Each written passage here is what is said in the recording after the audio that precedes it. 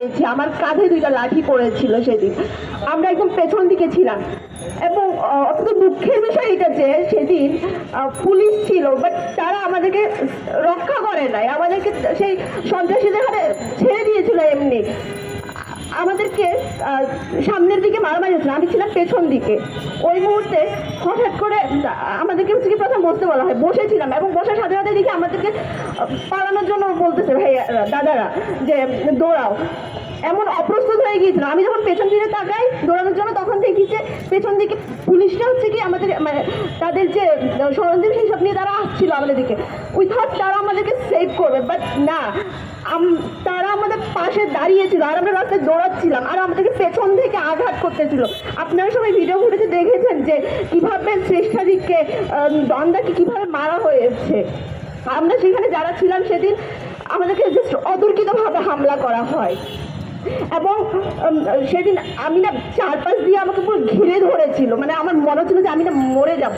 But ওই মুহূর্তে ওইখানে দোকান থেকে বেশ কয়েকজন, মানে আমি যে জায়গায় আটকে গিয়েছিলাম তার সামনে একটা হচ্ছে আপনার কাপড়ের দোকান ছিল, স্টোর ছিল, সেখান থেকে লোকেরা এসে চারপাশে যে আমাকে ঘিরে ধরে সেখান থেকে তারা আমাকে বের করে নিয়ে যায় এবং ওইখানে আমাকে বের করার সময় মানে ওইখানে যে চারপাশে যারা সন্ত্রাসীরা ঘিরে ছিল আমাকে, সেখান থেকে বের করার সময় একটা লাঠি হচ্ছে কি ওই স্টোরে একটা ভাইয়ার হাতে লাগে, উনি আমার বদলে ব্যথা পান। সেদিন যদি আমাকে ওই ভাইয়ারা ওখান থেকে বের করে না নিয়ে যেতেন না, আজকে শ্রেষ্ঠাদের পাশে হয়তো আমিও থাকতাম। আর তারা যেভাবে আমাদেরকে হচ্ছে কি অমানবিকভাবে হামলা করেছে, আজকে শ্রেষ্ঠদের পাশে আমিও থাকতাম। আমি জাস্ট সেদিন আমাদের জুলাইয়ের 15ই জুলাই যেভাবে হচ্ছে কি ক্যাম্পাসে আমাদেরকে হামলা করা হয়েছিল, জাস্ট আমি না সেই জিনিসটা ইমাজিন করছিলাম যে কেউই এগিয়ে আসছে না সাহায্যের জন্য, পুলিশটা জাস্ট পুতুলের মতো দাঁড়াই আসছে, আমাদেরকে প্রোটেকশন দেওয়ার মতো কেউই নাই। এই ধরনের একটা সিচুয়েশন, সেই জুলাইয়ের কথা আমি ভাবতেছিলাম ওই মুহূর্তে, মানে এই ধরনের আমাদের কিছু ঘটনা আমাদের সাথে ঘটেছে। আমরা জাস্ট স্টিল ট্রমাটাইজ, যখন ভিডিওগুলো দেখি জাস্ট মনে হয় যে এইখান থেকে আসলে বেঁচে ফিরছি জীবন নিয়ে। কতটা দুর্বিষহ একটা বিষয় ছিল আমাদের জন্য ওই মুহূর্তটা। আর দেখেন আপনার ভিডিও ফুটেজে প্রত্যেকটা মানুষকে চেনা যায় যে কারা অ্যাকচুয়ালি আমাদেরকে অ্যাটাক করছে, কারা মারছে, কিন্তু শুধুমাত্র যারা হচ্ছে কি দুইজনকে তারা অ্যারেস্ট করেছে।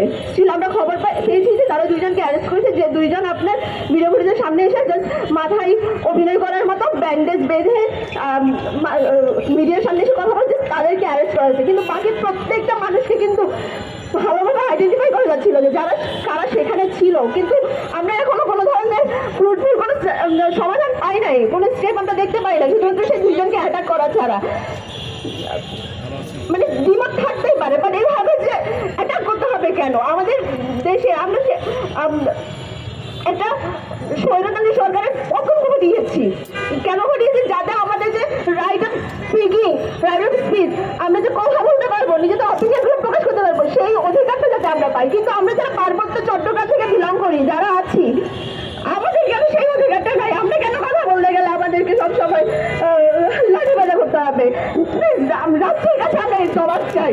ধন্যবাদ। বেশি কিছু বলেন না। ধন্যবাদ সুরলি চাকমা।